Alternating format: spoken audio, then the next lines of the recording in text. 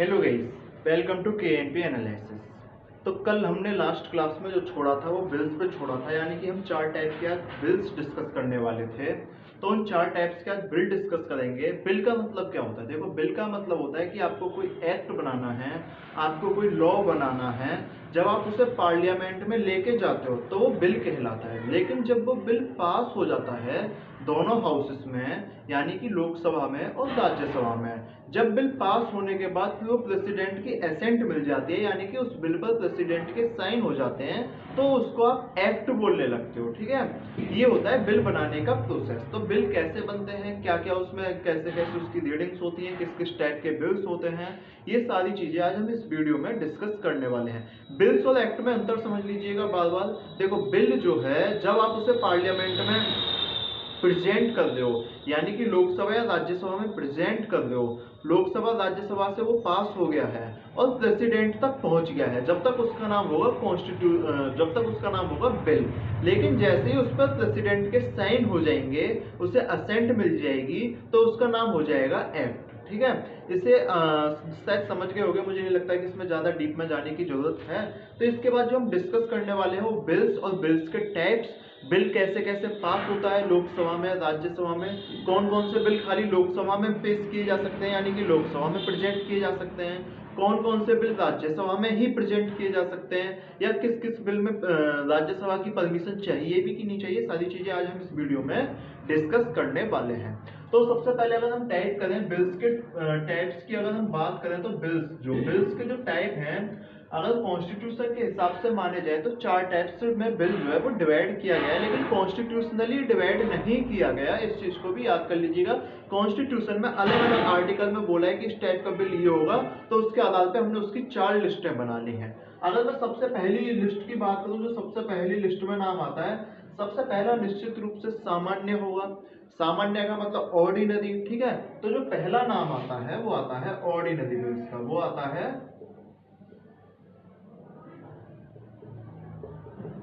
Ordinary bills का। ठीक है, इसके बाद फिर जो दूसरा टाइप आता है, पहले हम टाइप्स डिस्कस कर लेते हैं कौन कौन सा टाइप है। फिर जो इसके बाद दूसरा टाइप आता है वो आता है मनी बिल का। जो दूसरा टाइप आता है मनी बिल का। ठीक है, इसके बाद फिर जो तीसरा टाइप आता है, वो तीसरे टाइप में भी दो टाइप आ चुके हैं, और जो तीसरा टाइप आता है उसे हम बोलते हैं फाइनेंशियल बिल। उसे क्या बोलते हैं? Financial bill. फाइनेंशियल बिल की दो कैटेगरी होती हैं। फाइनेंशियल बिल की दो कैटेगरी होती है, और वो दो कैटेगरी डिवाइड की गई है, फाइनेंशियल बिल ए और फाइनेंशियल बिल बी, या financial bill first category, financial bill second category. तो अगर मैं इसको दो कैटेगरी में डिवाइड कर दूं, फाइनेंशियल बिल ब्रैकेट में लिख दूं मैं फर्स्ट कैटेगरी, और इसमें लिख दूं फाइनेंशियल बिल सेकंड कैटेगरी, यानी कि ये जो बिल है ये दो कैटेगरी में डिवाइड हो गया। ठीक है, तीन बिल पढ़ चुके हैं, ordinary bill, money bill, financial bill, दो कैटेगरी में डिवाइड हो गया। अब देखो, ये जो सारी चीजें हम पढ़ रहे हैं कॉन्स्टिट्यूशन के आधार पे, तो कॉन्स्टिट्यूशन में भी तो अमेंडमेंट चाहिए, तो उस जो लास्ट बिल का नाम दिया हुआ है वो दिया हुआ है constitutional amendment bill. Constitutional amendment bill, constitutional amendment bill short form होती है इसकी सीएबी। इसके आर्टिकल्स की बात कर लेते हैं अब पहले, कि कौन सा बिल किस आर्टिकल में आता है। ऑर्डिनरी बिल जो होते हैं, बाकी इन सारे बिल्स को छोड़ के जो हम डिस्कस करने वाले हैं, बाकी जो इसके अलग से बिल बचेंगे वो ऑर्डिनरी बिल बचेंगे। एग्जाम्पल से मैं भी समझा दूंगा कैसे कैसे है। देखो, जो मनी बिल है वो आर्टिकल नंबर 110 में दिया हुआ है। मनी बिल जो है वो आर्टिकल नंबर 110 में दिया हुआ है। ठीक है, जब मनी बिल को हम डिस्कस करेंगे तो बात करेंगे कि मनी बिल में 7 प्रोविजंस हैं, यानी कि मनी बिल कौन सा बिल होगा वो उसमें 7 उसके सब क्लॉज दिए हुए हैं। आर्टिकल 110 सब क्लॉज है, 110 सब क्लॉज भी, वो सब क्लॉज जीता गया, उसे हम डिस्कस करेंगे। उसके बाद आता है फाइनेंशियल बिल। तो आपको जो फाइनेंशियल बिल दिया हुआ है वो दो आर्टिकल्स में दिया हुआ है, दो बिल है, financial bill first and financial bill second. तो निश्चित रूप से उसके दो आर्टिकल्स होंगे। तो जो पहला आर्टिकल है वो है आर्टिकल नंबर 117 क्लॉज 1, यानी कि आर्टिकल नंबर 117 क्लॉज 1। ठीक है, इसके बाद आपको फाइनेंशियल बिल सेकंड में जो दूसरा बिल दिया हुआ है उसका जो आर्टिकल नंबर है वो है आर्टिकल नंबर 117 क्लॉज 3। और जो कॉन्स्टिट्यूशनल अमेंडमेंट बिल है, जो कि बहुत ज्यादा फेमस है, कॉन्स्टिट्यूशनल अमेंडमेंट बिल जो दिया हुआ है वो आपको आर्टिकल नंबर 368 यानी कि 368 यानी कि आर्टिकल नंबर 368 में दिया हुआ है। बताओ यहाँ तक चीज समझ आई कि नहीं आई? देखो अब आप बोलोगे ऑर्डिनरी बिल कौन से आर्टिकल में दिया हुआ है, तो इन सबको जो छोड़ के, इन सब सारे बिलों को जो छोड़ के अब बाकी बिल्स बचेंगे वो सारे आपके ऑर्डिनरी बिल्स में आ जाएंगे। सारे बिल्स किस में आ जाएंगे? आपके ऑर्डिनरी बिल्स में आ जाएंगे। ठीक है, यहाँ तक चीजें समझ आनी चाहिए।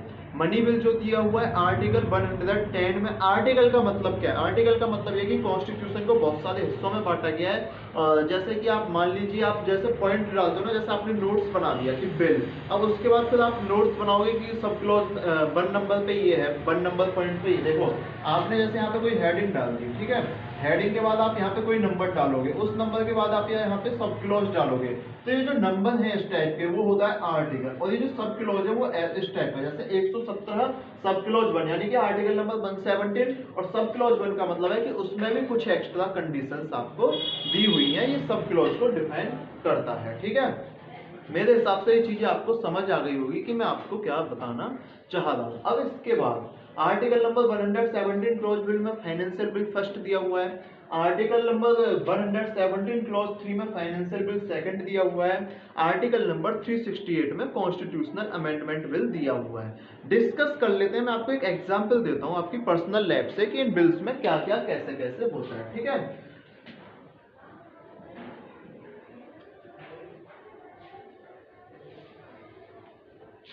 देखो अगर अभी तक आपने केएनपी एनालिसिस को सब्सक्राइब नहीं किया है तो केएनपी एनालिसिस को सब्सक्राइब कर देना और वीडियो को लाइक शेयर करते रहो भाई। ठीक है, इसे अमेंडमेंट बिल। ठीक है, देखो ऑर्डिनरी बिल का मतलब क्या है? ऑर्डिनरी बिल को आप इस तरह से ले लीजिए कि आपको किसी की शादी में जाना है। ठीक है, आपको किसी की शादी में जाना है, तो आप शादी के लिए क्या करोगे? जैसे आप घर पे आओगे, आप घर पे अपने मान लीजिए आपके घर पर आपके पिताजी हैं, आपके माताजी हैं और एक आपके बाबा हैं। ठीक है, आपका कोई छोटा या बड़ा भाई बहन नहीं है, इस टाइप से मान लीजिएगा। ठीक है, मान लीजिए आप हैं, ये आप हैं, ठीक है, और आपको जाना है शादी में, अपने किसी दोस्त की शादी में जाना है, जाना जरूरी है, इम्पोर्टेंट दोस्त है। ठीक है, या शादी देखने जाना है, जो भी करने जाना है। आप क्या आएंगे, घर पे जैसे आएंगे आपके सामने मिल गई आपको माता जी। ठीक है, आप सबसे पहले उनकी परमिशन लेंगे, लेकिन बिना पिताजी की परमिशन लिए आप जा नहीं सकते। फिर उनकी परमिशन लेंगे, लेकिन दादाजी को भी बता के जाएंगे कि भाई मैं शादी में जा रहा हूँ। भाई तो नहीं बोलोगे, फिर दादाजी बोलोगे, है ना, बाबा जो भी बोलोगे कि भाई मैं दोबारा भाई नहीं मतलब बाबा मैं शादी में जा रहा हूँ। ठीक है, तो ये जो चीज बोलोगे आप, यानी कि ऑर्डिनरी बिल्स का मतलब क्या है कि आपको अगर कुछ काम करना है ऑर्डिनरी वे में करना है, कुछ उसमें एक्स्ट्रा प्रोविजंस नहीं है, तो वो सारे ऑर्डिनरी बिल्स में आ जाते हैं। इस चीज को आप इस तरह से बेहतर समझोगे कि पहले मनी बिल समझ लो। मनी बिल क्या है? देखो मनी बिल में मान लो कि आपको चाहिए 2 लाख रुपए, आपको चाहिए 2 लाख रुपए। ठीक है, अब जब आपको 2 लाख रुपए चाहिए तो आपका इसमें जो मेन प्रोविजन है, यानी कि आपको जो मेन बात करनी है वो पैसे की बात करनी है। अब ठीक है, अगर आपको कुछ भी ऐसी इंपॉर्टेंट बात करनी है जिसमें रुपया पैसा जो है वो मेन पावर, मेन भूमिका है उसकी, तो उसे हम डिवाइड कर देते हैं मनी बिल में। उसे हम किस में डिवाइड कर देते हैं? मनी बिल में। ठीक है, जिसमें आपका कोई एक मेन रोल हो, किसका? पैसे का। जबकि ऑर्डिनरी बिल में पैसे से कोई रिलेशन नहीं था। या आप शादी में जा रहे हो, आपको कुछ सामान, मतलब मान लो जो आपको शादी में जाना है, आपको किसी फंक्शन में जाना है, आपको ट्रिप पे जाना है, ये जो सारी चीजें इनकी आप परमिशन लोगे ऑर्डिनरी बिल्स में मिल जाएगी। लेकिन अगर आपको कुछ पैसे से रिलेटेड काम है, सीधे पैसे से, आपको बस 2 लाख रुपए चाहिए, क्यों चाहिए आप बताओ या मत बताओ, ये आप बताना चाह रहे हो या नहीं चाहते वो आपकी इच्छा है, लेकिन जो मेन काम है वो 2 लाख रुपए से है आपका, तो आ जाएगा मनी बिल में। लेकिन अभी आप इसको एग्जाम्पल को थोड़ा सा मतलब रीइंट्रोड्यूस करिए कि मान लीजिए आपको एक बाइक लेनी है, मान लीजिए आपको एक बाइक नहीं, आपको एक बाइक या स्कूटी लेनी है। ठीक है, जब आप बाइक स्कूटी ले लो तो आपका मेन पर्पज क्या है? बाइक स्कूटी लेना।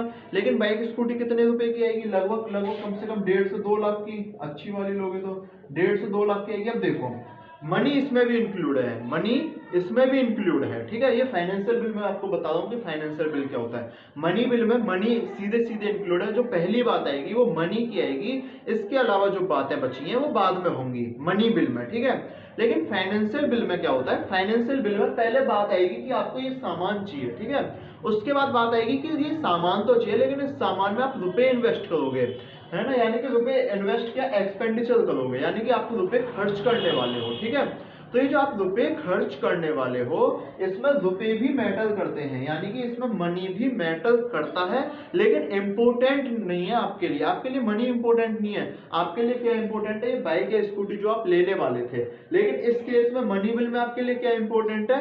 मनी। ठीक है, मनी बिल में आपके लिए इंपॉर्टेंट है मनी, कॉमन है मनी बिल में मनी मतलब, ठीक है। लेकिन फाइनेंशियल बिल में आपके लिए क्या इंपॉर्टेंट है? जो आप इक्विपमेंट्स, जो आप गुड्स या जो आप सामान खरीदना चाहते हो, वो आपके लिए इंपॉर्टेंट हो जाता है। आपके लिए पैसा इंपॉर्टेंट नहीं होता, लेकिन पैसा चाहिए होता है। ठीक है, तो ये आती है सारे आपके फाइनेंशियल बिल में। ठीक है, अंतर समझ लो दोबारा से। मनी बिल मतलब जहां पैसा इंपॉर्टेंट हो, फाइनेंशियल बिल मतलब जहां आपके लिए सामान इंपॉर्टेंट हो लेकिन उसमें पैसे का रोल हो। ठीक है, पैसा आपके लिए 2 नंबर की बात हो। ठीक है, उसके बाद हम डिस्कस कर लेते हैं कॉन्स्टिट्यूशनल अमेंडमेंट बिल।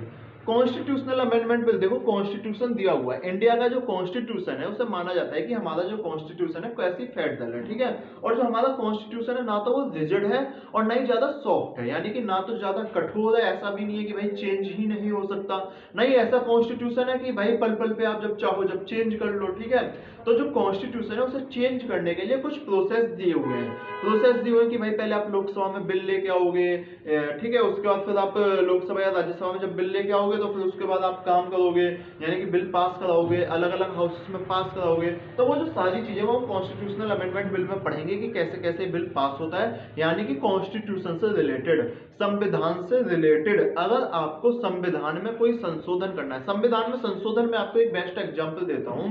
जब 44th amendment act 1970, 42nd amendment act जो हुआ था 1976 में, तो उसमें बहुत सारे नए टर्म्स जोड़े गए थे हमारे प्रीएम्बल में। ठीक है, हमारे कॉन्स्टिट्यूशन में, यानी कि कुछ अगर आप उसमें नया जोड़ते हो या कुछ उसमें से पुराना हटाते हो, जैसे जीएसटी ऐड हुआ, जीएसटी हमारे कॉन्स्टिट्यूशन में तो था नहीं असलियत में, जीएसटी ऐड किया गया। जब जीएसटी ऐड हुआ तो उसको क्या बोला हमने? कॉन्स्टिट्यूशनल अमेंडमेंट एक्ट बोला, जब वो उसे प्रेसिडेंट की परमिशन मिल गई। लेकिन जब तक उसे प्रेसिडेंट की परमिशन नहीं मिली थी, वो भी कॉन्स्टिट्यूशनल अमेंडमेंट बिल था। ये चीज आपको समझ आ गई होगी कि ऑर्डिनरी बिल्स क्या होता है। अब ऑर्डिनरी बिल्स आप समझ जाओगे, इन बिल्स को छोड़ के बाकी जो बिल्स बचे वो ऑर्डिनरी बिल्स में आ जाएंगे। यानी अगर आपको पैसे का काम नहीं है, अगर आपको पैसे का काम नहीं है लेकिन पैसा आपके लिए इंपॉर्टेंट नहीं है, आपको सामान चाहिए, पैसे से कोई इतना मतलब नहीं है, या फिर कॉन्स्टिट्यूशन में अमेंडमेंट करना है, इसके अलावा जो बाकी बिल्स हैं वो ऑर्डिनरी बिल्स में आ जाएंगे। आर्टिकल नंबर मनी बिल 110, ठीक है, फाइनेंशियल बिल 117 क्लोज 1 और 117 क्लोज 3।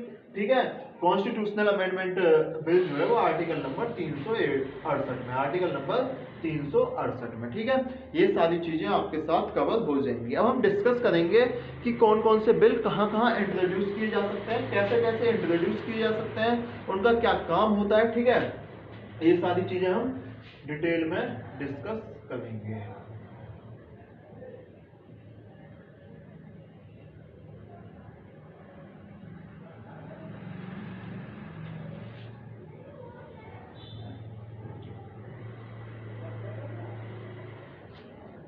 देखो, ऑर्डिनरी बिल्स का क्या मतलब है। अगर हम बात करें ऑर्डिनरी बिल्स की, तो ऑर्डिनरी बिल जो है इसकी अगर मैं आपको पहले मनी बिल समझ लो थोड़ा सा। मनी बिल में 7 आर्टिकल दिए हुए हैं, पहले उन आर्टिकल को हम डिस्कस कर लेते हैं। आर्टिकल नंबर 110 क्लॉज ए, इसे मिटा ही देता हूँ मैं पूरा, फिर एक टेबल बना के सारे बिल्स को एक साथ डिस्कस करेंगे, अच्छे से समझ आ जाएगा। ठीक है, डिफरेंस पहले मैं डिफरेंस समझाना चाह रहा था, वो आ गया होगा समझ में। इसके बाद हम बात कर लेते हैं किसकी? मनी बिल की। जो सबसे पहले हम बात करते हैं मनी बिल, जिसमें ही बहुत सारे क्लॉज दिए हुए हैं जो समझना बहुत जरूरी है। ठीक है, मनी बिल की बात कर लेते हैं। देखो, मनी बिल में मैंने बोला आर्टिकल नंबर 110 में आता है। यहां तक कोई डाउट बताओ? यहां तक कोई डाउट नहीं होना चाहिए। मनी बिल यानी कि आर्टिकल नंबर 110 यानी कि 110 में आ गया। ठीक है, अब जब हम मनी बिल की बात करते हैं तो इसमें आपको 7 प्रोविजंस दिए हुए हैं। आर्टिकल नंबर 110 क्लोज ए में क्या दिया हुआ है? आर्टिकल नंबर 110 क्लोज ए में दिया हुआ है कि अगर आपको कोई भी टैक्स एवोल्यूशन करना है, कोई भी टैक्स रीइंट्रोड्यूस करना है, किसी भी टैक्स का आपको रेमिशन करना है ऑफ टैक्सेस, ठीक है, ये दिया हुआ है मनी बिल में। यानी कि अगर आप टैक्स से संबंधित किसी टैक्स को आप रीइंट्रोड्यूस करना चाह रहे हो, किसी टैक्स को आप इम्पोजिशन करना चाहते हो, इसमें एक और चीज लिख लेना, इम्पोजिशन भी इसी में आ जाता है, इम्पोजिशन ऑफ टैक्सेस। ठीक है, किसी टैक्स को आप हटाना चाहते हो या किसी टैक्स को आप किसी दूसरे टैक्स से इंट्रोड्यूस करना चाहते हो, तो ये जो सारी चीजें आती हैं वो आती हैं 110 क्लॉज ए में। ठीक है, इसके बाद हम डिस्कस कर लेते हैं 100। समझ आया नहीं आया? यानी कि एक मान लो आपको टैक्स लगाना है किसी चीज पे, वो टैक्स देखो जो पार्लियामेंट है वो टैक्स इंक्रीज नहीं कर सकती बिल ला के। ठीक है, टैक्स इंक्रीज कौन करेगा? जो गवर्नमेंट है वो टैक्स इंक्रीज करेगी। इस चीज को थोड़ा सा अंतर समझ लीजिएगा, मैं आपको बताऊं, पार्लियामेंट अपने आप से किसी भी टैक्स को इंक्रीज नहीं कर सकती है बिना बिल्स के, बिना एक्ट के। ठीक है, तो ये उसका भी काम करता है। यानी कि अगर आपको कोई भी टैक्स इम्पोजिशन करना है, कोई भी टैक्स लगाना है, कोई भी टैक्स हटाना है, किसी भी टैक्स का दोबारा से इंट्रोडक्शन करना है, आप ये समझ लो ये सीधे सीधे टैक्स रिलेटेड मामला है। ठीक है, आर्टिकल 110 क्लॉज 1 में टैक्स क्या होता है? पैसा, यानी कि पैसे पे पैसा। ठीक है, तो वो जो पैसे पे पैसा है वो हमको मनी बिल में दिया हुआ है और वो आर्टिकल 110 क्लॉज 1 में दिया हुआ है। ये चीज समझ आई कि नहीं आई? समझो दोबारा से, एवोल्यूशन, रिमिशन, ठीक है, रीइंट्रोडक्शन, इम्पोजिशन, टैक्सेस, ठीक है, ऑफ एनी टैक्स, ये सीधे किस में आता है? आर्टिकल 110 क्लॉज 1 में, है ना। इसके बाद हम बात करते हैं आर्टिकल नंबर 110 क्लॉज बी की। देखो इसे ऐसे याद रखने की जो टेक्निक है वो क्या है? ए यानी कि एवोल्यूशन, आर्टिकल 110 क्लोज ए, 10 क्लोज ए का मतलब क्या है? एवोल्यूशन। एवोल्यूशन मींस होता है हटाना। ठीक है, आर्टिकल 110 क्लोज बी। अब देखो जब आप टैक्स वैक्स सब हटा दोगे या लगा दोगे, उसके बाद क्या करोगे? आप भारतीय हो, इंडियन सिटीजन हो, उधार मांगने की क्षमता है बहुत ज्यादा। ठीक है, तो आप उधार मांगना चाहोगे, यानी कि क्या करोगे आप? बोरोइंग। क्या करोगे आप? बोरोइंग। ठीक है, यानी कि आप उधार लोगे। ठीक है, बोरोइंग कहां से उधार लोगे आप? ये चीज समझ लो, बोरोइंग कहां से उधार लोगे? बोरोइंग जो होगी, कौन उधार लेता है? बोरोइंग पार्लियामेंट तो उधार लेती नहीं है, उधार कौन लेता है? Government of India. Borrowing made by government of India, borrowing made by government of India. ठीक है, borrowing made by government of India. ये चीज समझ आ गई, यानी कि आर्टिकल नंबर 110 क्लॉज भी समझ आया कि नहीं आया? इसके बाद जो हम बात करने वाले हैं वो आर्टिकल नंबर 110 क्लॉज सी की बात करने वाले हैं। अच्छा, गवर्नमेंट ऑफ इंडिया का मतलब सीधे सीधे यूनियन गवर्नमेंट से, स्टेट गवर्नमेंट से कोई मतलब नहीं है।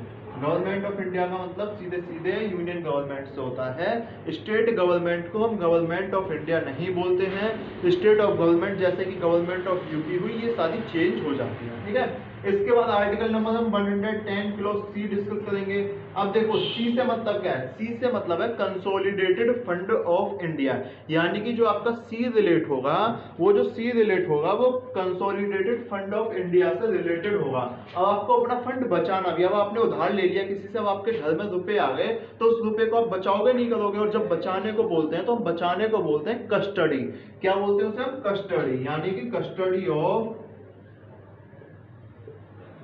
Consolidated fund of India, consolidated fund of India. अब आप ये तीन टाइप के फंड होते हैं, देखो, consolidated fund of India, public accounts of India, contingency fund of India, और इसे हम इस ही वीडियो में डिस्कस करेंगे, है ना। इस वीडियो में डिस्कस नहीं करेंगे, इसे अगली वीडियो में डिस्कस करेंगे।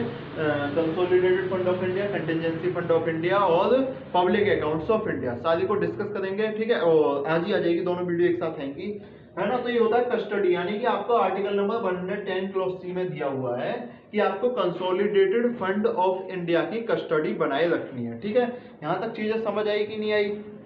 उसके बाद जो हम डिस्कस करेंगे वो देखो article number 110 clause D discuss करेंगे। ठीक है, सी समझ आ गया, यहां तक तीन आर्टिकल समझ आए।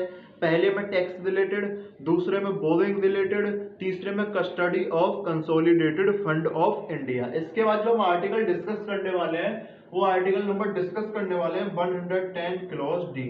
अब देखो डी से कोई तुकबंदी बनी नहीं, है ना, तो डी से कोई तुकबंदी बनी नहीं, क्योंकि जो डी की तुकबंदी थी वो ये थी कि भाई अब जब आपके पास पैसा आ गया तो उसे आप खर्च करोगे। ठीक है, यानी कि उसे एप्रोप्रिएशन, अब उसे आप मिनिस्ट्रीज को दोगे अपनी को, appropriation of consolidated fund of India.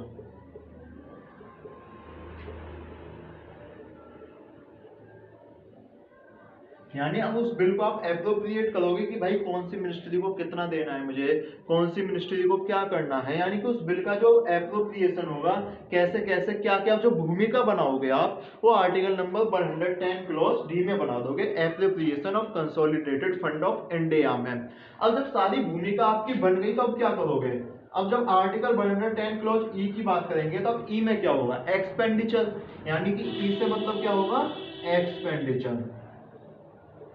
Expenditure किसका करोगे आप, कंसोलिडेटेड फंड ऑफ इंडिया का। एक्सपेंडिचर किसका करोगे, कंसोलिडेटेड फंड ऑफ इंडिया का। कंसोलिडेटेड फंड ऑफ इंडिया का एक्सपेंडिचर करने की परमिशन कौन देती है, पार्लियामेंट देती है। अब आप बोलोगे कंसोलिडेटेड फंड ऑफ इंडिया जब डिस्कस करेंगे इसे जब भी बता देंगे, ठीक है। यानी कि अब उस जो एक्सपेंडिचर है अब आप उसे कंसोलिडेटेड फंड ऑफ इंडिया से निकालोगे। दो टाइप के एक्सपेंडिचर होते हैं तो इसमें, expenditure made from consolidated fund of India, expenditure made from consolidated fund of India, और जो दूसरा होता है वो होता है expenditure charged from consolidated fund of India. एक तो होता है एक्सपेंडिचर मेड और जो दूसरा होता है वो होता है expenditure charged from consolidated fund of India. देखो एक्सपेंडिचर मेड का मतलब होता है जिसपे पार्लियामेंट वोट करे, है ना, एक्सपेंडिचर मेड जिसपे पार्लियामेंट वोट करे, लेकिन एक्सपेंडिचर चार्ज का मतलब होता है जिसपे पार्लियामेंट वोट ना करे। देखो जैसे सुप्रीम कोर्ट की सैलरी है, सुप्रीम कोर्ट के जज की सैलरी, प्रेसिडेंट की सैलरी, हाई कोर्ट के जज की सैलरी, यानी ये जो सारी सैलरी होती है, है ना, ये जो सैलरी होती है सारी आती है एक्सपेंडिचर चार्ज में, यानी कि जिसमें पार्लियामेंट वोट नहीं करेगा, बस वो बोल देगा कि हाँ आप हमसे परमिशन ले लो लेकिन हमको तो देनी देनी है, तो वोटिंग का क्यों झंझट डालें। लेकिन जो एक्सपेंडिचर मेड मतलब होता है, जैसे आप किसी मिनिस्ट्री को रुपया दे दो, यानी कि वो आप खर्चा कर दो तो उस खर्चे पे आप पार्लियामेंट की वोटिंग कराओगे। ये मेड और चार्ज में अंतर है। फंड ऑफ इंडिया डिस्कस करेंगे, उसमें बहुत डिटेल में डिस्कस करेंगे। आप ये मत सोचना भी ये टर्म आया है तो मैंने इसलिए बता दिया, हालांकि ये टर्म अभी आपको मनी बिल्स के जो एक आध दो टर्म जो समझना है वो अगली वीडियो में समझ आ जाएगा, कोई बड़ी बात नहीं है। बस अभी आप समझते जाओ कि मनी बिल में हम क्या क्या कर सकते हैं। मैं मनी बिल क्यों बता रहा हूँ, देखो रीजन क्या है मनी बिल बताने का। रीजन ये है मनी बिल बताने का कि इसके अलावा जो बिल आएंगे वो फाइनेंशियल बिल में चले जाएंगे, यानी कि इससे मैं आपको दो चीज कवर करता हूँ। मनी बिल बता के फाइनेंशियल बिल आपको क्लियर हो जाएगा कि फाइनेंशियल बिल में क्या क्या आने वाला है, ऑर्डिनरी बिल क्लियर हो जाएगा कि ऑर्डिनरी बिल में क्या क्या आने वाला है, ठीक है। तो मनी बिल इसीलिए बताना जरूरी है। देखो पहले में किससे रिलेटेड, टैक्स यानी पैसा रिलेटेड, दूसरे में बोरोइंग यानी पैसा रिलेटेड। बोरोइंग आप कहां से ले सकते हो, जैसे आईएमएफ, वर्ल्ड बैंक, इन सबसे उधार ले सकते हो, उधारी का खर्चा। 110 क्लॉज सी यानी कि custody, consolidated fund of India की आप कस्टडी करोगे, उसकी रखवाली करोगे, चौकीदार बनोगे। पार्लियामेंट बोला जाता है कि parliament consolidated fund of India की चौकीदार है, ठीक है। उसके बाद जो नेक्स्ट आर्टिकल 110 क्लॉज डी, आप सारी एप्रोप्रिएट करोगे, एप्रोप्रिएशन बनाओगे कि कंसोलिडेटेड फंड ऑफ इंडिया का एप्रोप्रिएशन कैसे करना है। आर्टिकल 110 क्लॉज ई में क्या है, आप एक्सपेंडिचर करोगे कि खर्च कहां करना है। आर्टिकल 110 क्लॉज एफ डिस्कस कर लेते हैं हम। आर्टिकल 110 क्लॉज एफ में जो भी आप रिसिप्ट्स, जो भी आप रसीद काट के, ठीक है, इस टाइप से जो पैसा आप कमाते हो, रिसिप्ट्स मेड, है ना, कंसोलिडेटेड फंड ऑफ इंडिया में जाता है ये भी पैसा, यानी कि आप जो रसीद वसीद से काट के पैसा जो कमा रहे हो अपना, ठीक है, आप जो ऑडिट कर रहे हो अकाउंट का ऑडिट देख लो, इसी में आता है ऑडिट ऑफ अकाउंट। ऑडिट का मतलब होता है आपके बैंक अकाउंट की जांच करना, ठीक है, बैंक अकाउंट की आपके की जांच करना, ऑडिट ऑफ अकाउंट, ठीक है। ये काम कौन करता है, ज्यादातर कैग यानी कि controller and auditor general of India ज्यादातर ये काम करता है। ये आ जाता है आपका 110 क्लॉज एफ में, ठीक है। इसके बाद जो लास्ट बचा वो बचा 110 क्लॉज जी, जो लास्ट बचा वो बचा 110 क्लॉज जी। देखो अगर जब सारी चीजें खत्म हो जाए तो पार्लियामेंट के पास स्पेशल पावर दे दो, rest will be declared by parliament. अगर मैं जी से कुछ इसमें एब्रिविएशन बनाना चाहूं तो बनेगा नहीं, है ना, यानी कि जी से बाकी जो बचा rest by parliament, rest by parliament. अब पार्लियामेंट जो है वो कुछ भी डिक्लेयर कर सकती है। पार्लियामेंट जिसको अब बोल दे कि ये मनी बिल है तो मनी बिल हो गया। ये मैंने आपको बताया था कि मनी बिल की कैटेगरी कौन कौन सी होती है जिसके आधार पे मनी बिल जो है वो डिफाइंड होता है। देखो मनी बिल को जो डिफाइन करता है वो करता है स्पीकर, ये अभी हम डिस्कस कर लेंगे कि कौन क्या करता है ना। अब इसके आधार पे जो आपका जो भी बिल इस कैटेगरी में आएगा वो मनी बिल होगा। अब वो टैक्स से रिलेटेड हो तो मनी बिल हो गया, वो बोरिंग से रिलेटेड हो तो मनी बिल हो गया, custody of consolidated fund of India money bill, appropriation money bill, expenditure money bill, ठीक है। इसके बाद receipts made by consolidated fund of India, audit of account, money bill, और उसके बाद जो भी पार्लियामेंट डिसाइड कर दे, पार्लियामेंट बोल दे ये वाला मनी बिल है तो वो वाला मनी बिल है। अब इसमें भी पार्लियामेंट के अलावा जो मेन पावर होती है वो स्पीकर ऑफ लोकसभा के पास पावर होती है, उसे हम अभी डिस्कस करेंगे। एक चीज बताओ, ये मनी बिल समझ आया कि नहीं आया? एक चीज समझ लो, मनी बिल आपको ये अगर थ्योरी भी समझ ना आ रही हो ना तो मनी बिल सीधे सीधे समझ लो।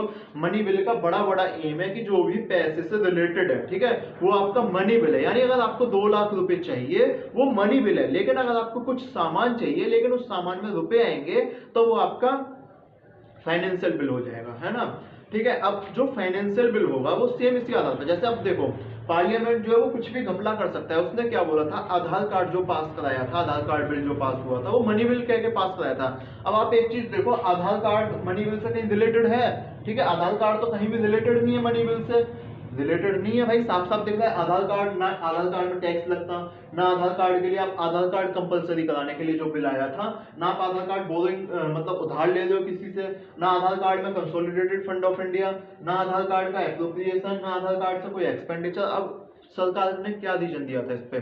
सरकार ने रीजन दिया था कि हम आधार कार्ड को ये नहीं चाहते कि मैंडेटरी हो, लेकिन आधार कार्ड बैंक से रिलेट होगा, आपकी प्रॉपर्टी से रिलेट होगा, आपके बैंक अकाउंट से रिलेट होगा, आधार कार्ड आपके शेयर मार्केट से रिलेट होगा।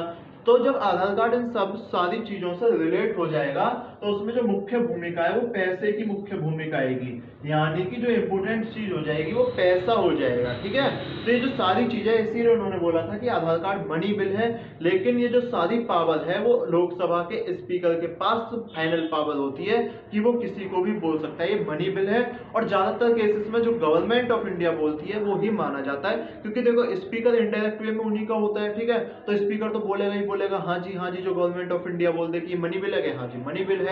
तो जो मनी बिल की लास्ट पावर होती है वो स्पीकर के पास होती है, समझ लो इस चीज को। अब डिसाइड कौन करेगा कि मनी बिल, मान लो अपोजिशन बोले मनी बिल नहीं है, आधार कार्ड पे ये तो हुआ था, अपोजिशन ने बोले मनी बिल है ही नहीं तो आधार कार्ड है, इसे आप ऑर्डिनरी बिल में ले आओ। अगर आपको पैसे से रिलेटेड है तो इसे आप फाइनेंशियल बिल में ले आओ, उसमें भी तो पैसा ही है, यानी उसमें दूसरे नंबर पर पैसा संबंधित हो रहा है। देखो इसमें जो पैसा है वो पहले नंबर से रिलेटेड है, ठीक है, और फाइनेंशियल बिल में जो पैसा है वो दूसरे नंबर से, यानी दूसरे नंबर का पैसा नहीं, मतलब पैसा दूसरी प्रायोरिटी है आपकी। तो उसमें बोला उन्होंने उसे फाइनेंशियल बिल में ले आओ, लेकिन सरकार को पास कराना था, राज्यसभा में उनको लग रहा था कि कहीं फेल ना हो जाए, तो उन्होंने बोला कि नहीं हम तो इसे मनी बिल की ही फॉर्म में लेके आएंगे। ठीक है, ये होता है मनी बिल। मनी बिल समझ आया कि नहीं आया? मनी बिल समझ आया कि नहीं आया? जल्दी बताओ, मनी बिल समझ आया कि नहीं आया? इसके बाद हम एक टेबल डिस्कस करेंगे, उस टेबल में सारी चीजें दे रखी हैं कि मनी बिल, ऑर्डिनरी बिल कैसे कैसे पास होते हैं। ठीक है, कॉन्स्टिट्यूशनल अमेंडमेंट बिल किस किस टाइप से पास होते हैं। तो मेरे हिसाब से चीज आपको समझ आ गई होगी कि मनी बिल क्या होता है। ठीक है, बात कर लेते हैं कि मनी बिल को कहाँ प्रेजेंट किया जाता है, ऑर्डिनरी बिल को कहाँ प्रेजेंट किया जाता है, ये सारी चीजें कवर कर देंगे।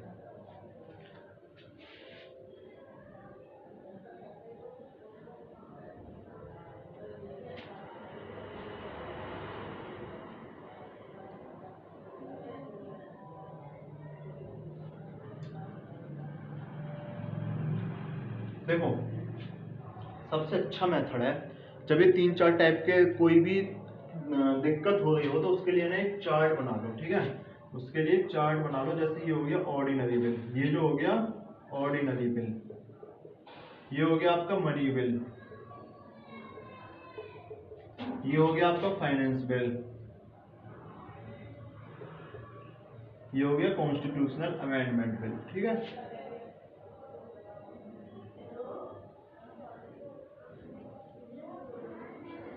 ड्राइंग इतनी अच्छी है, ड्राइंग पर ध्यान मत देना। अब सबसे पहले बात करेंगे ये जब बिल आएंगे कहाँ पे?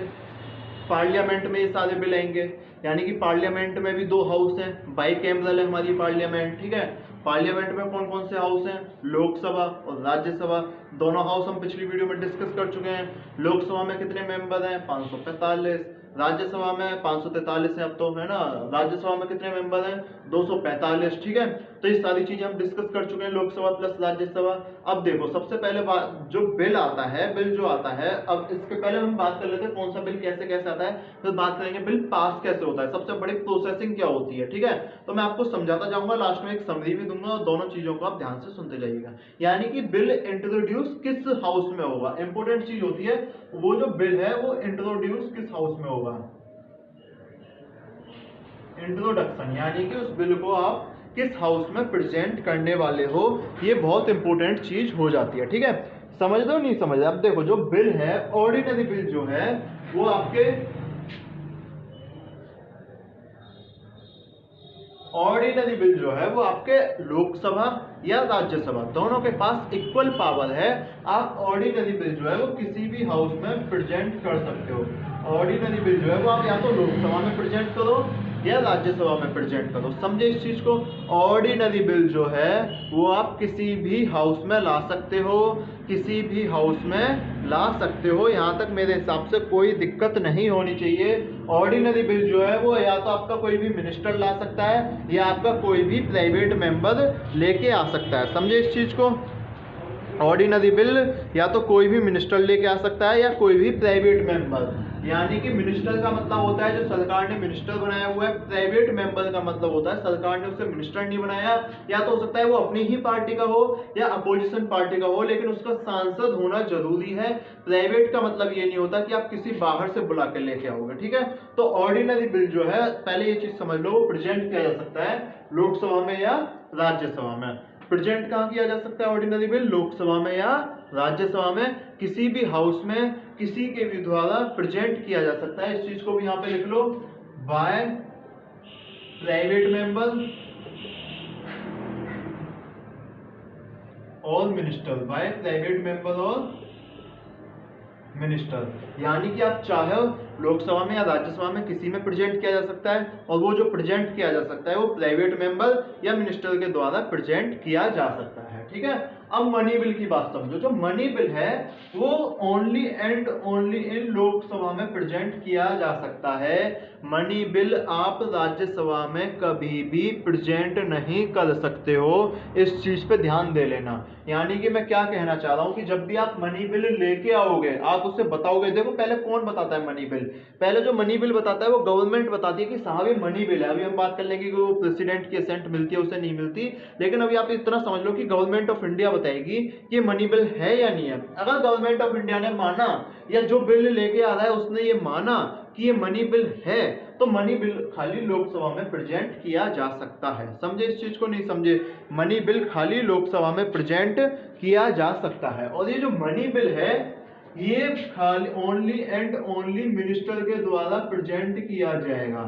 ओनली एंड ओनली मिनिस्टर के द्वारा ये मनी बिल जो है वो प्रेजेंट किया जाएगा। इस चीज को आप ध्यान रख लेना। मनी बिल जो है खाली और खाली लोकसभा में प्रेजेंट किया जा सकता है, ओनली एंड ओनली मिनिस्टर के द्वारा प्रेजेंट किया जा सकता है। ठीक है, अब बात करते हैं अगले फाइनेंस बिल की। देखो अभी मनी बिल और फाइनेंस बिल दोनों भाई भाई हैं, अभी इनमें लड़ाई नहीं हुई है ना। यानी कि लड़ाई होने का मतलब ये है कि अभी जो ऐसा काम मनी बिल के साथ होगा ऐसा ही काम फाइनेंस बिल के साथ होगा। यानी कि ये भी फिर लोकसभा में प्रेजेंट किया जा सकता है और ये भी फिर मिनिस्टर के ही द्वारा प्रेजेंट किया जाएगा। ये भी फिर मिनिस्टर के द्वारा प्रेजेंट किया जाएगा। फाइनेंशियल बिल की ये बात समझ में आई, लोकसभा में मिनिस्टर के द्वारा, मनी बिल लोकसभा में मिनिस्टर के द्वारा, ऑर्डिनरी बिल लोकसभा या राज्यसभा में प्राइवेट मेंबर या मिनिस्टर के द्वारा। अब बात आती है कॉन्स्टिट्यूशनल अमेंडमेंट बिल। देखो कॉन्स्टिट्यूशन तो लोअर हाउस का भी है, अपर हाउस यानी लोअर हाउस मतलब लोकसभा का भी है, अपर हाउस मतलब राज्यसभा का भी है। कॉन्स्टिट्यूशन तो इन दोनों हाउसेस का है, तो दोनों हाउसेस में जो बिल है वो प्रेजेंट किया जा सकता है। दोनों हाउसेस में ये बिल प्रेजेंट किया जा सकता है। बोलो यहाँ तक कोई डाउट है कि नहीं है? ठीक है, दोनों हाउसेस में ये बिल जो है वो प्रेजेंट किया जा सकता है ना। इसके बाद अगर आप बोलोगे कि सर कॉन्स्टिट्यूशनल अमेंडमेंट बिल लेके कौन आएगा, तो देखो जो कॉन्स्टिट्यूशनल अमेंडमेंट बिल है वो ज्यादातर गवर्नमेंट ऑफ इंडिया लेके आती है, क्योंकि उसे पता है कि पास हो सकता है। ठीक है, वो ही इसे पास करा सकती है। लेकिन कॉन्स्टिट्यूशनल अमेंडमेंट बिल में ऐसा कोई बाध्य नहीं हो आपकी कोई और नहीं ला सकता, यानी अपोजिशन नहीं ला सकता। तो ये भी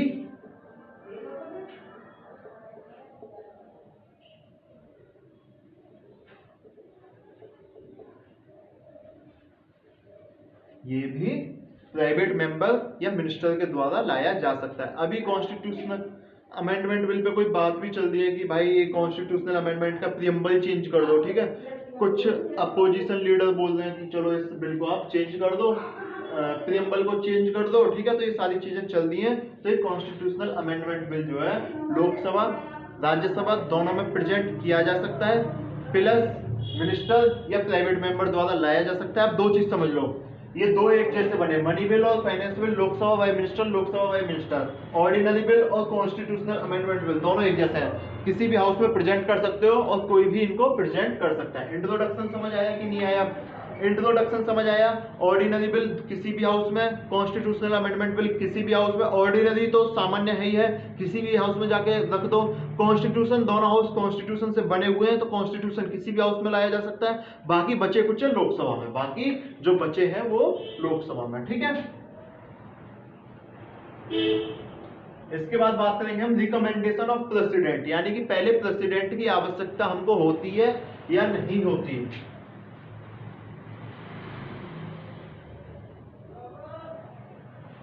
रिकमेंडेशन ऑफ प्रेसिडेंट, ठीक है। रिकमेंडेशन ऑफ प्रेसिडेंट का मतलब है कुछ बिल ऐसे होते हैं। अब एक चीज बताओ यार, कोई मनी बिल लाने लगा, सरकार के किसी मंत्री के मन में आई चलो मनी बिल लेके आते हैं, अगले दिन दूसरे मंत्री के मन में आई चलो मनी बिल लेके आते हैं, तो निश्चित रूप से लोकसभा की कार्यवाही जो है वो एक भंग टाइप से होगी, यानी कि लेट होगी, लेट लतीफ होगी। तो उसके लिए क्या काम किया गया है कि कुछ बिल्स को प्रेसिडेंट द्वारा पहले रिकमेंड किया जाता है। मैं बोलता हूँ असेंट नहीं दी जाती, असेंट लास्ट में दी जाती है, रिकमेंड अब किया जाता है कि हाँ भाई आप इस बिल को ले जा सकते हो पार्लियामेंट में, ठीक है। तो उन बिल्स में जो प्रेसिडेंट की जो रिकमेंडेशन मिलती है, ऑर्डिनरी बिल में तो कोई सवाल ही नहीं उठता, ऑर्डिनरी तो कोई भी मुंह उठा के चले आओ, ठीक है। तो ऑर्डिनरी बिल में आपको जो प्रेसिडेंट की कोई भी रिकमेंडेशन की आवश्यकता नहीं है। ऑर्डिनरी बिल में आपको प्रेसिडेंट की कोई भी रिकमेंडेशन की आवश्यकता नहीं है ऑर्डिनरी बिल में। लेकिन एक एक्सेप्शन कंडीशन है। एक्सेप्शन कंडीशन क्या है?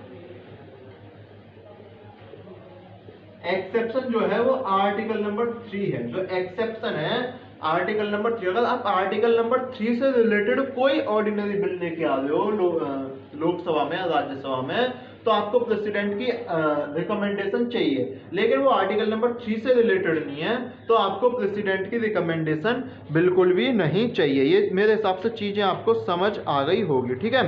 इसके बाद अगर हम बात करें फिर दूसरे उसमें, एक मिनट रुको जरा,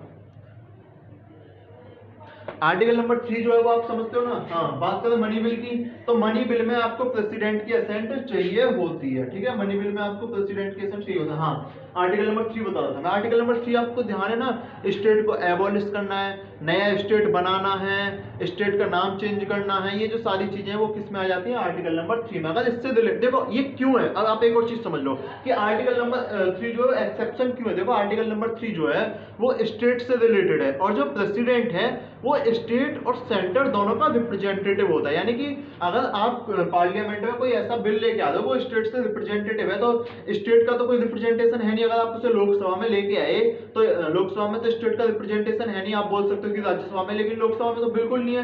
तो यानी कि प्रेसिडेंट बोलता है कि चलो ये, अगर मान लो राज्यसभा में भी हो सकता है कि स्टेट की जो उस वाले स्टेट की मेजोरिटी कम हो, उस वाले स्टेट में जो मतलब सत्ता पक्ष है उसके मेंबर ही ना हो, ये भी हो सकता है भाई राज्यसभा में, है ना। जैसे तो फिर क्या होता है कि इसीलिए आर्टिकल नंबर 3 को एक्सेप्शन में रखा गया है। प्रेसिडेंट को माना जाता है कि वो स्टेट का हमेशा भला सोचेगा, और अगर प्रेसिडेंट भला सोचेगा तो उसको माना जाता है कि भाई इसकी आप पहले रिकमेंडेशन ले लो। मनी बिल में तो ली जाएगी, जब मनी बिल में इतना लफड़ा है तो फिर रिकमेंडेशन क्यों ही ना ले, ठीक है। मनी बिल में तो कोई दिक्कत हो ही नहीं है। फिर फाइनेंशियल बिल में भी रिकमेंडेशन, मैंने बोला दोनों भाई भाई हैं, फाइनेंशियल बिल में भी रिकमेंडेशन ले ली जाएगी, कोई दिक्कत होनी नहीं चाहिए फाइनेंशियल बिल में, ठीक है। फाइनेंशियल बिल और मनी बिल जो है वो दोनों भाई भाई हैं, यानी कि दोनों में आपको रिकमेंडेशन लेनी पड़ेगी। लास्ट बिल बचा कॉन्स्टिट्यूशनल अमेंडमेंट बिल। कॉन्स्टिट्यूशन आपका, कॉन्स्टिट्यूशन किसने बनाया? We the people of India, Bharat के लोगों ने। भारत के लोगों को रिप्रेजेंट कौन कर रहा है? पार्लियामेंट। तो ये तो पार्लियामेंट का पूरा अधिकार है ना कि भाई आप कॉन्स्टिट्यूशन में कुछ भी चेंज कर सकते हो, प्रेसिडेंट को क्यों बीच में लेके आते हो? तो यानी कि इसमें आपको रिकमेंडेशन ऑफ प्रेसिडेंट जरूरत नहीं होती। समझे नहीं समझे? मनी बिल और फाइनेंस बिल में आपको प्रेसिडेंट की रिकमेंडेशन हर हालत में जरूरत है। ऑर्डिनरी बिल में अगर मैं आर्टिकल नंबर 3 जिसमें आपको स्टेट एबिलिशन रिमिशन ऑफ स्टेट, यानी कि स्टेट से रिलेटेड कोई भी चीजें होती हैं, change the boundary of state, change the territory of state, वो जो सारी चीजें अगर उस आर्टिकल नंबर 3 को आप छोड़ दीजिएगा तो आपको प्रेसिडेंट की रिकमेंडेशन की जरूरत नहीं है। और उसके बाद कॉन्स्टिट्यूशनल अमेंडमेंट बिल में भी आपको प्रेसिडेंट की रिकमेंडेशन की जरूरत नहीं है, ठीक है। अब इससे बात कर लेते हैं, जब आ जाएगा ये बिल जो आ जाएगा तो पास भी होगा, ठीक है। यानी कि पास होगा तो कैसी मेजोरिटी से पास होगा। मेजोरिटी देखो दो टाइप की होती है, एक होती है सिंपल मेजोरिटी, एक होती है स्पेशल मेजोरिटी। सिंपल मेजोरिटी का सीधा सीधा मतलब होता है कि मान लो आपके पास 500 मेंबर हैं और आज उसमें से 300 आए, तो 300 में से 151 वोट आपको चाहिए, यानी कि जितने प्रेजेंट हैं और जितनों ने वोट किया है। अगर मान लो 300 के 300 ने वोट किया है तो जितने प्रेजेंट 300 ने ही वोट किया तो आपको उसकी मेजोरिटी चाहिए, और उसकी मेजोरिटी कितने पे हो जाएगी, 151 पे। समझे इस चीज को, नहीं समझे सिंपल मेजोरिटी ये होती है। स्पेशल मेजोरिटी क्या होती है, स्पेशल मेजोरिटी होती है मान लो आपके पास 600 मेंबर हैं तो आपको जो प्रेजेंट एंड वोटिंग है उसका भी मेजोरिटी चाहिए, ठीक है, और उसके 2/3 मेंबर, 600 के 2/3 की मेजोरिटी चाहिए, है ना। तो ये जो होती है स्पेशल मेजोरिटी होती है, ये हम डिस्कस कर चुके हैं, बस आपके एक रिवीजन के तौर पे था। बात कर लेते हैं कौन कौन सा, यानी कि मेजोरिटी की बात कर लेते हैं। पास कौन सी मेजोरिटी से होगा, पास ये कौन सी मेजोरिटी से होगा, इस चीज को बात कर लेते हैं। तो देखो ऑर्डिनरी बिल है, कैसी मेजोरिटी से पास होगा, निश्चित रूप से सिंपल मेजोरिटी से पास होगा, सिंपल मेजोरिटी से पास होगा, ठीक है। मनी बिल है, कैसी मेजोरिटी से पास होगा, सिंपल। इस चीज को ध्यान कर लेना, जो मनी बिल है वो भी सिंपल मेजोरिटी से पास होता है। सिंपल मेजोरिटी का मतलब है कि अगर आज आप 300 मेंबर थे, 300 मेंबर ने वोट किया, 300 मेंबर ने अगर वोट किया तो उसमें जो आपकी सिंपल मेजोरिटी हो गई वो 151 हो गई, ठीक है। फाइनेंस बिल मैंने आपको बोला ही हुआ है कि दोनों भाई भाई हैं, तो ये तो सिंपल मेजोरिटी बिल से खुद पास हो जाएगा। हाँ, जो कॉन्स्टिट्यूशनल अमेंडमेंट बिल है वो आपको दोनों हाउसेस में अलग अलग पास कराना पड़ता है, प्लस स्पेशल मेजोरिटी से पास कराना पड़ता है। क्यों, देखो भाई इसमें तो आप पूरे भारत का कॉन्स्टिट्यूशन यानी भारत का नक्शा ही चेंज कर सकते हो, तो उसके लिए तो आपको स्पेशल मेजोरिटी लगेगी ही। यानी कि किससे पास होता है, स्पेशल मेजोरिटी से। ये किससे पास होता है, स्पेशल मेजोरिटी से। दोबारा समझ लो, ordinary bill simple majority, money bill simple majority, finance bill simple majority, और जो कॉन्स्टिट्यूशनल अमेंडमेंट बिल है वो स्पेशल मेजोरिटी से पास होगा। इस चीज को आप ध्यान रख लेना। कॉन्स्टिट्यूशनल अमेंडमेंट बिल ही खाली ऐसा बिल है जो स्पेशल मेजोरिटी से पास होता है, किसी भी हाउस में प्रेजेंट किया जा सकता है कॉन्स्टिट्यूशनल अमेंडमेंट बिल को, ठीक है। इसके बाद जब मेजोरिटी हमने डिस्कस कर ही ली है, तब ये भी देख लेते हैं किस वाले लोकसभा की पावर ज्यादा है, राज्यसभा की पावर ज्यादा है, ये भी तो देखना पड़ेगा, ठीक है। पावर किसकी ज्यादा है, देखो भाई ऑर्डिनरी बिल जो है वो किस में पास होगा, लोकसभा में। पास किस में होगा, लोकसभा में, ठीक है। राज्यसभा में भी पास होना जरूरी है, जब भी वो पास हो पाएगा, या तो ज्वाइंट सेटिंग होगी, ज्वाइंट सेटिंग बात कर लेंगे डेडलॉक की अभी। तो यानी कि लोकसभा बराबर राज्यसभा, लोकसभा की जो पावर है वो राज्यसभा के बराबर है, इसमें कोई दो राय नहीं है। Money bill, money bill present किस में होता है, लोकसभा में। बताता कौन है कि ये मनी बिल है, लोकसभा का स्पीकर। चेयरमैन का क्या काम बचा, कुछ नहीं, ठीक है। राज्यसभा का क्या काम बचा, कुछ नहीं। अगर 14 डेज में उसने वो बिल वापस कर दिया तो ठीक ठाक है, वापस भी नहीं किया तो भी पास मान लिया जाएगा। यानी कि मनी बिल में लोकसभा की पावर जो है वो हमेशा हमेशा राज्यसभा से बहुत ज्यादा होती है। देखो मनी बिल का प्रोसीजर क्या होता है, मनी बिल लोकसभा में पास हुआ, स्पीकर को परमिशन देनी पड़ती है कि हाँ ये मनी बिल है, स्पीकर ने वो मनी बिल बता के राज्यसभा में भेज दिया। जब हम मनी बिल राज्यसभा में गया तो राज्यसभा के पास 14 डेज का टाइम है, यानी कि कुल 14 दिन का समय है। अब राज्यसभा को उसी समय में वो या तो मतलब उसमें रिकमेंडेशन देनी, देखो राज्यसभा उसे अमेंड नहीं कर सकता मनी बिल को, इस चीज को भी ध्यान कर लेना। वो अपनी रिकमेंडेशन दे सकता है कि सर आप इसमें ऐसा कर लीजिएगा, ठीक है, अपनी रिकमेंडेशन दे सकता है 14 दिन में। बोल सकता है कि इस मनी बिल को हम पास ही नहीं करते, उस मनी बिल को हो सकता है कि रिजेक्ट भी कर दे, लेकिन रिजेक्ट करने का कोई फायदा नहीं है, ठीक है। क्या होगा, क्योंकि 14 दिन बाद वो कुछ भी कर दे राज्यसभा, वो लोकसभा जो है उसे तुरंत प्रेसिडेंट के पास साइन करने के लिए भेज देगी, और लोकसभा में अगर बिल पास हो जाए तो ये भी पक्का है कि वो प्रेसिडेंट के पास साइन होने के लिए जाएगा ही जाएगा, अगर लोकसभा चाहती है तो, ठीक है। लोकसभा डिसॉल्व नहीं हुई है, ये सारी चीजें, तो उस कंडीशन में Lok Sabha more powerful than Rajya Sabha. समझे, राज्यसभा की बस 14 दिन उसके हाथ में है कि वो बिल को कितना अटका सके। 14 दिन के अलावा 15वें दिन वो बिल खुद से खुद प्रेसिडेंट के पास पहुंच जाएगा। राज्यसभा उस बिल में कोई अमेंड नहीं कर सकती, खाली रिकमेंड। अमेंड का मतलब होता है कि आपने उसे चेंज कर दिया, रिकमेंड का मतलब होता है कि आप बता दो कि भाई ऐसा कर लेते, देख लेते, ठीक है। तो ये जो सारी चीजें होती हैं वो होती है मनी बिल के, Lok Sabha greater than power Rajya Sabha. अब एक चीज देख लो, फाइनेंस बिल में क्या होगा। फाइनेंस बिल में क्या होगा कि जैसे ही बिल लोकसभा से पास हो गया, जैसे ही बिल लोकसभा से पास हो गया, लोकसभा तक तो उसके बाद थोड़ा सा था कि भाई प्रेसिडेंट की रिकमेंडेशन चाहिए, खाली लोकसभा में ये बिल ला सकते हैं, खाली मिनिस्टर ला सकते हैं, लेकिन जैसे ही बिल लोकसभा में पास हो गया same as a ordinary bill बन जाएगा वो, यानी कि जैसा ऑर्डिनरी बिल है अब फाइनेंस बिल भी ऐसी ही हरकत करने लगेगा। और ये हम डिटेल में डिस्कस करते हैं, फाइनेंशियल बिल 1 डिस्कस करते हैं। फाइनेंशियल बिल सेकंड में एक कंडीशन है, उसके अलावा बाकी सारा ऑर्डिनरी बिल की तरह होता है, लेकिन फाइनेंस बिल खाली प्रेजेंट किस में हो सकता है, लोकसभा में। कौन प्रेजेंट कर सकता है, मिनिस्टर। प्रेसिडेंट की रिकमेंडेशन चाहिए जी, बिल्कुल चाहिए, तो सिंपल मेजॉरिटी से पास होगा। हाँ, लेकिन जैसे ही लोकसभा में पास हो गया तो जो उसकी पावर है वो राज्यसभा की भी पावर बराबर हो जाती है, यानी कि Lok Sabha is equal to Rajya Sabha. Constitutional amendment bill same condition है सर, दोनों हाउस में अलग अलग पास कराना पड़ता है, कोई डाउट ही नहीं है कि लोकसभा बराबर राज्यसभा, लोकसभा बराबर राज्यसभा, ये चीज आपको समझ आ गई होगी। ठीक है, बात कर लेते हैं डेडलॉक की। डेडलॉक का मतलब क्या होता है? देखो, मनी बिल में तो हमने बता दिया कि 14 दिन में आपको वो बिल पास करना पड़ेगा या फेल करना पड़ेगा, 14 दिन बाद वो लोकसभा उसे खुद भेज देगी। लेकिन अगर आप किसी भी बिल को राज्यसभा या लोकसभा, दूसरा जो सदन है, दूसरा जो हाउस है, अगर वो उस बिल को 6 महीने तक अटका के रखे, 6 महीने तक तो ना तो उसे पास करे, 6 महीने तक ना ही उसे मतलब रिजेक्ट करे, या 6 महीने में रिजेक्ट करे, अमेंड करे, दोबारा अगर वो उस जिस हाउस में इंट्रोड्यूस हुआ था दोबारा उस हाउस से पहुंच जाए, तो मतलब वो जो 6 महीने तक अगर कुछ ना करे, उस बिल पे एक्शन ना ले, तो 6 महीने बाद माना जाता है कि इनके डेडलॉक हो गया है, यानी कि अब इनकी हमको ज्वाइंट सिटिंग बुलानी पड़ेगी। ठीक है, उस डेडलॉक को निपटाने के लिए, डेडलॉक को निपटाया क्यों जाता है? डेडलॉक को इसलिए निपटाया जाता है कि ताकि आगे की कार्यवाही सुचारू रूप से हम शुरू कर सकें। तो यानी कि हम यहाँ क्या बात करने वाले हैं, डेडलॉक की।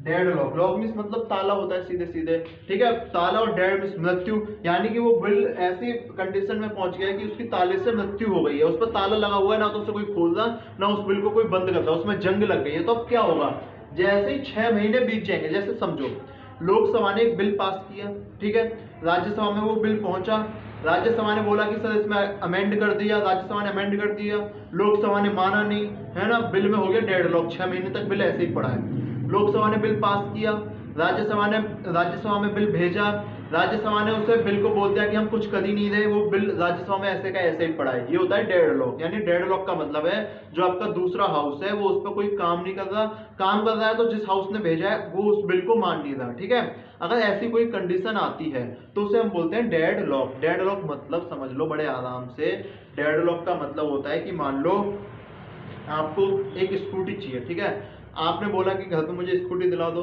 दिला दी तो अच्छी बात है, अब समझो उन्होंने दिलाई नहीं लेकिन मना भी नहीं किया, ठीक है, और ये कंडीशन 6 महीने तक चलती रही। या दूसरा एग्जांपल ले लो, उन्होंने बोला कि नहीं नहीं स्कूटी नहीं बाइक ले ले, लेकिन तुम्हें क्या चाहिए, स्कूटी चाहिए, उन्होंने अमेंड कर दिया, लेकिन अब तुम 6 महीने तक ऐसे ही पड़े रहे कि नहीं नहीं भाई मुझे तो स्कूटी चाहिए, है ना।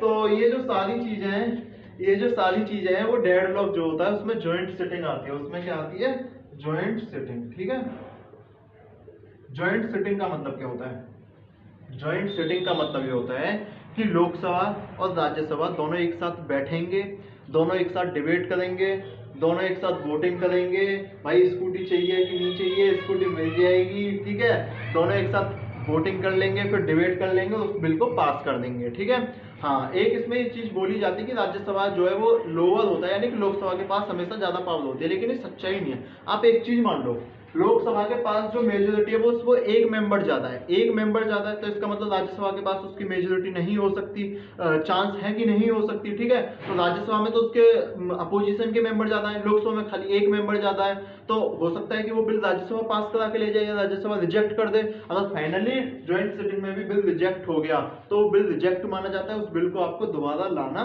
पड़ेगा। ठीक है, यानी कि ज्वाइंट सिटिंग ऑर्डिनरी बिल में एप्लीकेबल है। ठीक है, ज्वाइंट सिटिंग की अगर बात करें तो ज्वाइंट सिटिंग को हमेशा स्पीकर, डेप्यूटी चेयरमैन या जो भी मेंबर ऑफ पार्लियामेंट बोले कि सर आप इसे बना दो, वो ज्वाइंट सिटिंग को डिसाइड करेंगे।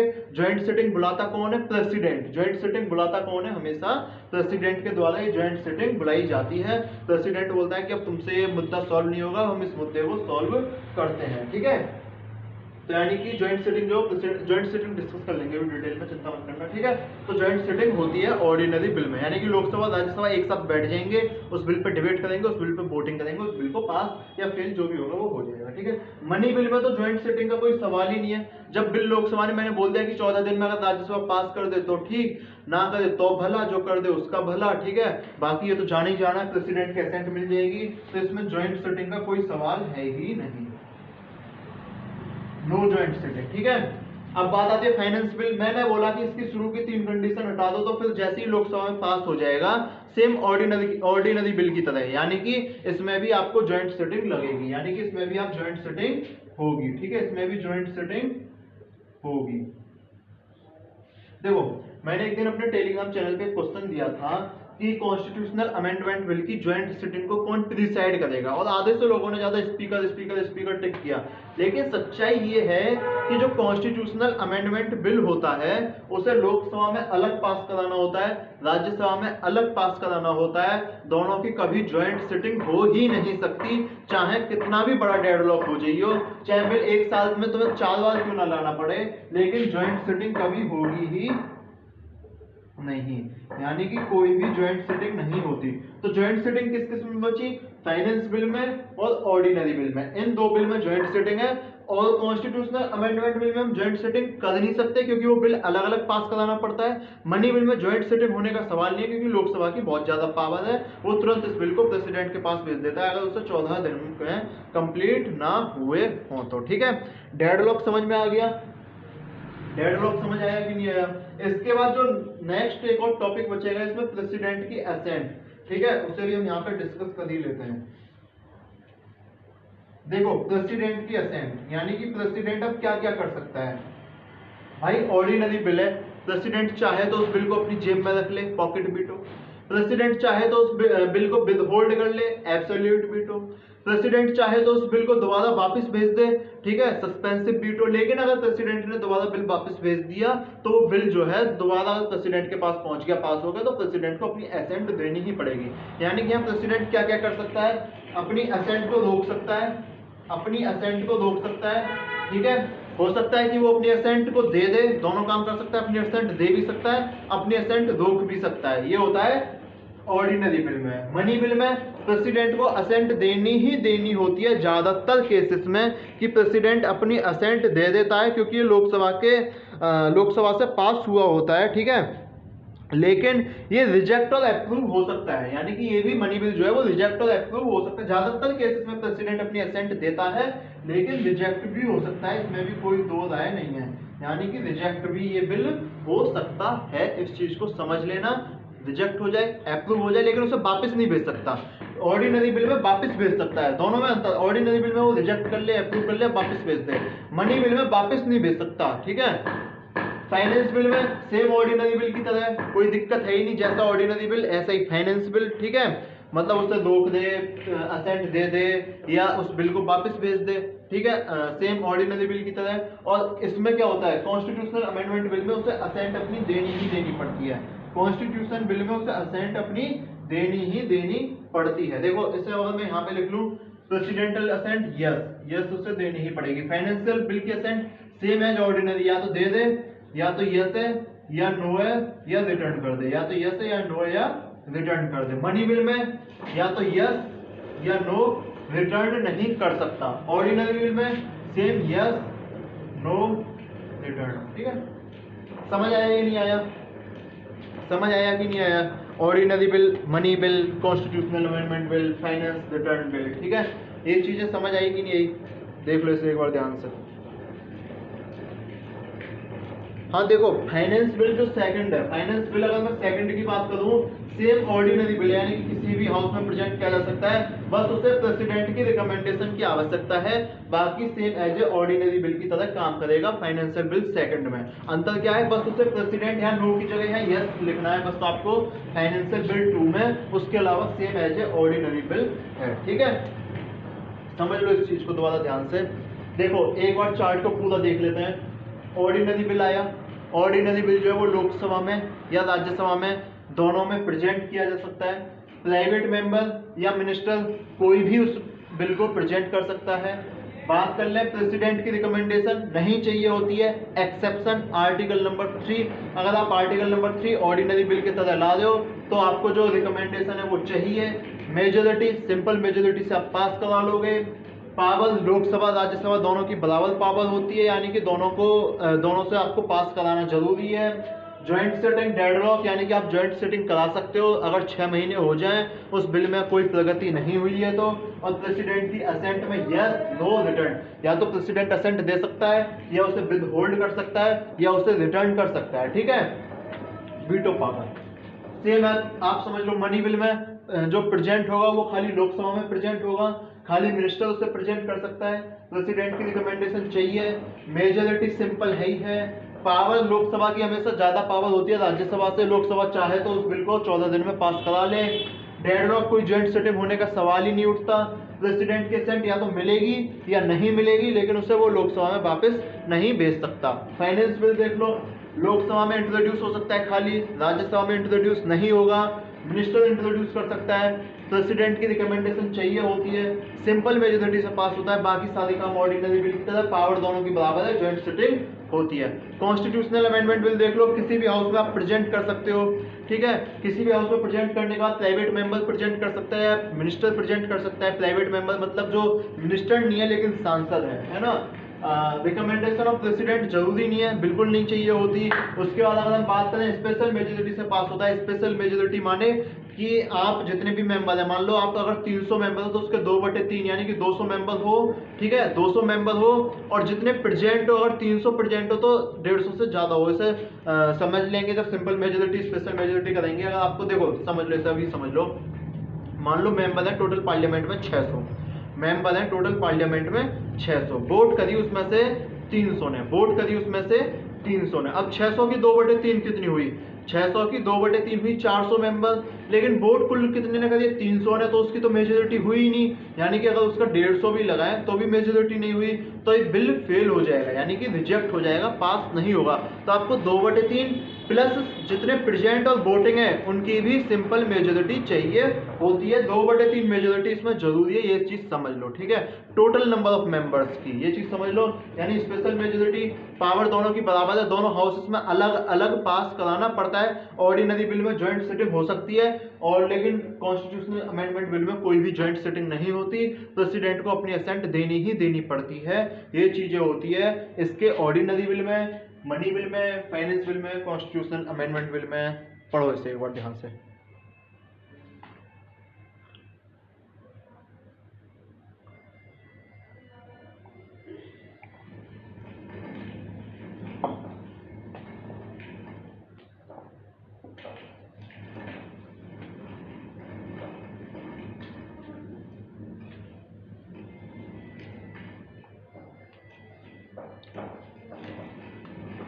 एक और चीज समझ लेना,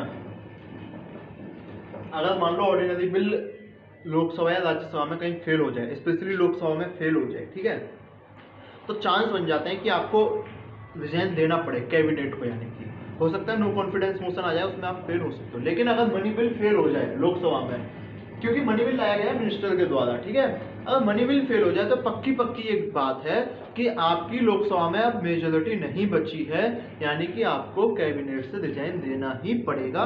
ये मनी बिल की स्पेशलिटी होती है। समझे इस चीज को? यहां तक नहीं समझे?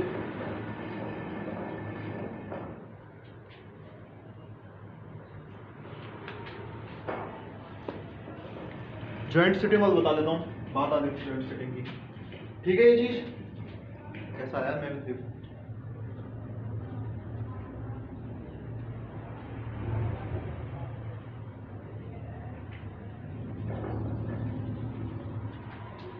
अट्ठावन मिनट।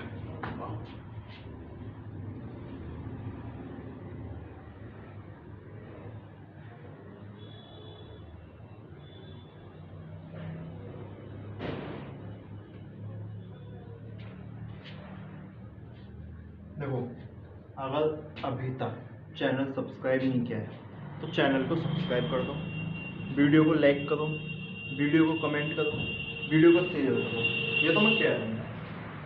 बाकी कमेंट जरूर करो, अपनी जो फीडबैक है वो जरूर देते रहो, ठीक है।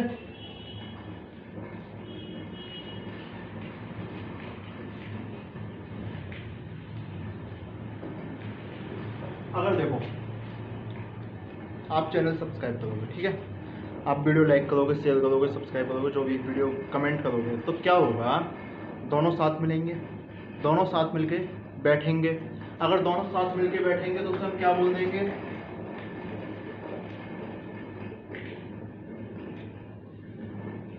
जॉइंट सिटिंग बोल देंगे। बोल देंगे नहीं बोल देंगे उसे जॉइंट सिटिंग? करें जॉइंट सिटिंग, कबल जॉइंट सिटिंग बोल देंगे। देखो जॉइंट सिटिंग जो होती है वो जब होती है जब उनके बीच में, लोकसभा और राज्यसभा के बीच में डेडलॉक आ जाए, यानी कि जब मान लो ये बिल जो है वो लोकसभा के द्वारा पास हुआ, लोकसभा ने पास कर दिया, लेकिन राज्यसभा ने उस बिल को 6 महीने तक पास नहीं किया है, डिडंट पास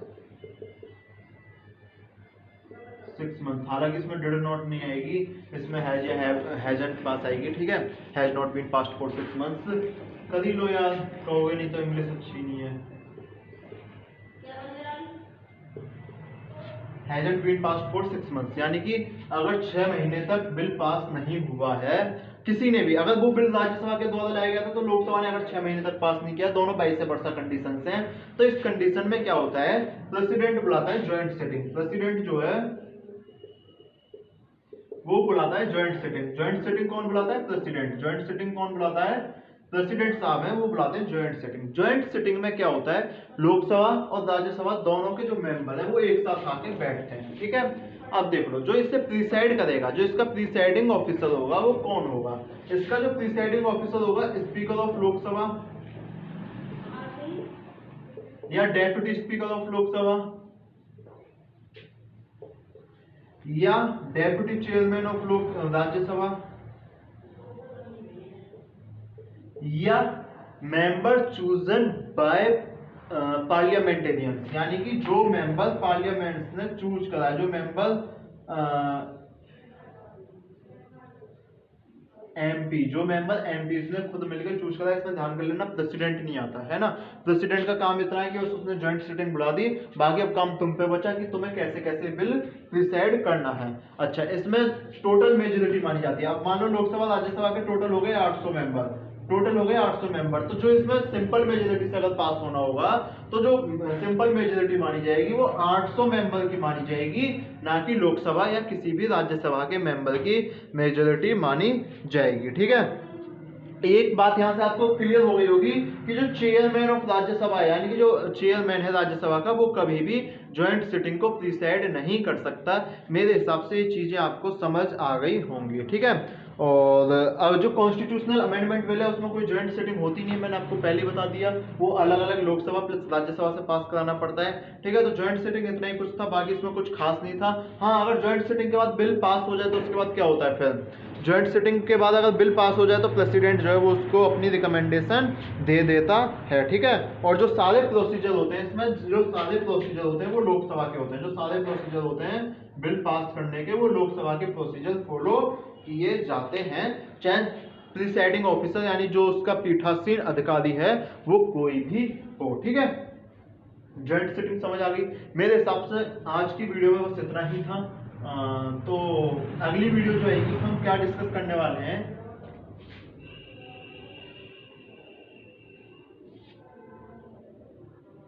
अगली वीडियो में जो हम डिस्कस करने वाले हैं वो बजट डिस्कस करने वाले हैं। बजट 3 चीज डिस्कस करेंगे उसमें, budget, consolidated fund of India, public account of India और कंटिजेंसी फंड ऑफ इंडिया। ये 3 फंड डिस्कस करेंगे, बजट डिस्कस करेंगे, ठीक है। ये सारी चीजें हम एक और चीज समझ लो यार, अब डिस्कस कर रहे हैं उससे पहले एक और चीज मैं बताना भूल गया, बिल पास कैसे होता है, बिल पास कैसे होता है उस चीज को यहाँ पे कवर कर लेते हैं, फिर अगली वीडियो में ही बताना पड़ेगा। ये ऑर्डिनरी बिल है, ऑर्डिनरी बिल आया, इंट्रोड्यूस हुआ, ऑर्डिनरी बिल जब इंट्रोडक्शन हो जाता है उसका फिर वो गजट में छपता है, उसके गैजेट में छपता है, उसके गैजेट में छप गया, ये ऑफिशियली गजट होता है, उसके ऑफिशियली गजट में छप गया। फिर इसके ये होती है इसकी फर्स्ट रीडिंग, यानी कि इसकी पहली कंडीशन क्या है, ठीक है। इसके बाद जब ये अपने ऑफिशियल बजट में छप जाता है, फिर इसके बाद क्या होता है इसमें ऑर्डिनरी बिल में फिर होती है इसकी सेकंड रीडिंग। सेकंड रीडिंग में छप के हर एक मेंबर को बांट दिया जाता है। सेकंड रीडिंग में क्या होता है, ये छप के हर एक मेंबर को बांट दिया जाता है, यानी हर एक एमपी के पास पहुंच जाता है। अब एमपी क्या होता है, जितना उनको समझ आया, कुछ तो उसमें सोदे होंगे जब वो प्रेजेंट किया गया होगा, ठीक है, कुछ उसमें से प्रेजेंट ही नहीं होंगे, वो बस अभी आए होंगे और उनको तो बस जूते चप्पल फेंकने आना है, ठीक है। तो वो एमपी जितना उनकी समझ में आ जाता है, यानी कि वो एक डिस्कशन कर लेते हैं, डिबेट कर लेते हैं, वोटिंग नहीं होती इस टाइम पे। फिर क्या करते हैं, उनको समझ नहीं आता तो वो उसे भेज देते हैं डिपार्टमेंट कमेटी के पास, स्टैंडिंग डिपार्टमेंटल कमेटी, और ये है टोटल 24 नंबर में है। स्टैंडिंग डिपार्टमेंटल कमेटी जो है वो है नंबर में 24, ठीक है। ये जब अपने फिर रिकमेंडेशन भेज देती है कि सर इसे आप ऐसा कर लो, रिकमेंडेशन मानी जाती है, फिर होती है इनकी मेन डिबेट, फिर होती है इनकी मेन डिबेट, ठीक है। जो रिकमेंडेशन भेजे, जो बिल का प्रिंसिपल है उसको ये ब्रीच ना करें, ठीक है, इस चीज को ध्यान कर लेना। फिर आता है वो मेन डिबेट होती है, मेन डिबेट के बाद फिर इसे बोलते हैं थर्ड रीडिंग। अभी थर्ड रीडिंग की बात चल रही है। इसके बाद क्या होती है, वोटिंग होती है, और वोटिंग के बाद क्या होता है, जो प्रेसिडेंट को बिल है ये असेंट के लिए भेज दिया जाता है। ये एज ए ब्रॉड टर्म है, ठीक है। अगर इसकी एक एक लाइन समझाऊं तो वो हो सकता है कि आपको बहुत कठिन हो जाए। इसे हम कमेटी स्टेज बोल देते हैं, इसे हम कमेटी स्टेज बोल देते हैं, इसे हम कंसिडरेशन स्टेज बोल देते हैं, ठीक है। और वोटिंग होती है, फिर प्रेसिडेंट की असेंट होती है। ये है ऑर्डिनरी बिल के पास होने का एक तरीका। एक ये इसका प्रारूप है, ऑनलाइन प्रारूप आपको मिल जाएगा, ठीक है। ये ऑनलाइन ही है यार, ठीक है। तो मेरे हिसाब से वीडियो आपको पसंद आई होगी। अगर वीडियो आपको पसंद आई हो तो केएनपी एनालिसिस को सब्सक्राइब कर देना, ठीक है। वीडियो को लाइक शेयर और सब्सक्राइब करते रहो, वीडियो को लाइक शेयर सब्सक्राइब करते रहो। मिलते हैं नेक्स्ट वीडियो में। तो बहुत बहुत धन्यवाद। 1 घंटा के करीब हो गया। बजट डिस्कस कर लेंगे, पार्लियामेंट वाला चैप्टर खत्म है, ठीक है। और यार वीडियो शेयर करो यार, शेयर सब्सक्राइब 2 चीज़ तो करते रहो, ठीक है। और वीडियो बोलो भाई सब देखो, ठीक है। और कोई भी अगर आपका फीडबैक है कमेंट में, वो आप मुझे फीडबैक देते रहो। और बाकी आप टेलीग्राम चैनल से जरूर जुड़ जाओ, वहाँ पे आपको क्विज विज मिलती रहेगी, बहुत सारी चीज़ें आपको एक्स्ट्रा मिलती रहेंगी, ठीक है। तो मिलते हैं नेक्स्ट वीडियो में। बहुत बहुत धन्यवाद।